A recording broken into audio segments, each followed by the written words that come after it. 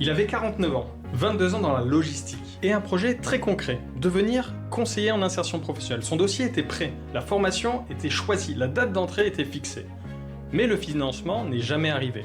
Son histoire pose une question beaucoup plus large. Que se passe-t-il quand le nombre d'organismes de formation explose ? Au moment même où l'argent public se resserre. J'ai ouvert les chiffres. Avant de commencer, transparence totale, je dirige moi-même un organisme de formation. Je fais donc partie du marché que je vais analyser. Ne me croyez pas sur parole, les sources sont publiques et affichées à chaque écran.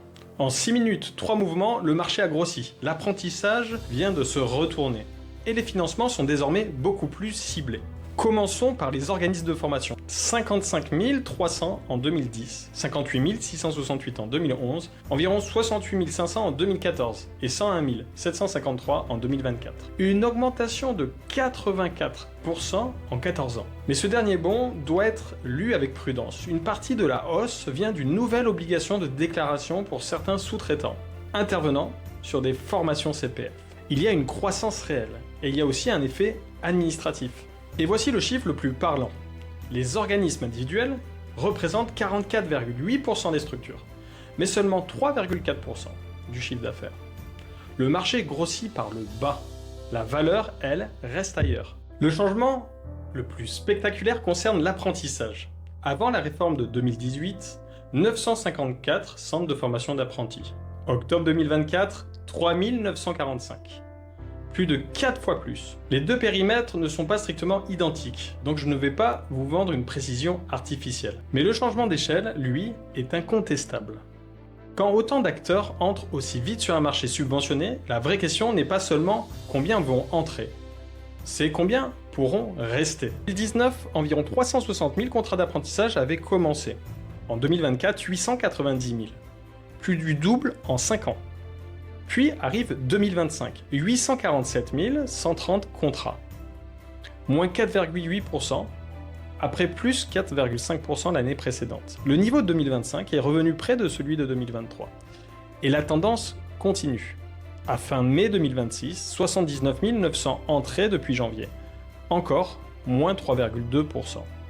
970 500 personnes en apprentissage, moins 3,7%. La courbe ne s'est pas stabilisée, elle s'est retournée. Le détail raconte quelque chose de plus intéressant encore. À fin mai 2026, les entrées dans les formations secondaires progressent de plus de 7,7%. Celle de l'enseignement supérieur chute de moins 16,4%. Ce n'est donc pas la fin de l'apprentissage, c'est un déplacement. Et ce déplacement se retrouve dans les aides. Depuis le 8 mars 2026, une entreprise de moins de 250 salariés touche 5 000 € jusqu'au bac. 4 500 € pour un bac plus 2 et 2 000 € pour une licence ou un master. L'État ne ferme pas l'apprentissage, elle le hiérarchise. Ces chiffres viennent du jaune budgétaire, l'annexe que l'État publie chaque année avec le projet de loi de finances et qui recense tout l'argent de la formation professionnelle, quel que soit celui qui le dépense. C'est un document public, gratuit, et il montrait déjà cette direction. Pour les dispositifs de l'État en faveur de l'alternance, 5 916 millions exécutés en 2024, 4 989 millions en loi de finances 2025, 3 746 millions proposés dans le projet de budget 2026, moins 36,7%. Mais soyons rigoureux, on compare ici une exécution, une loi de finances et un projet.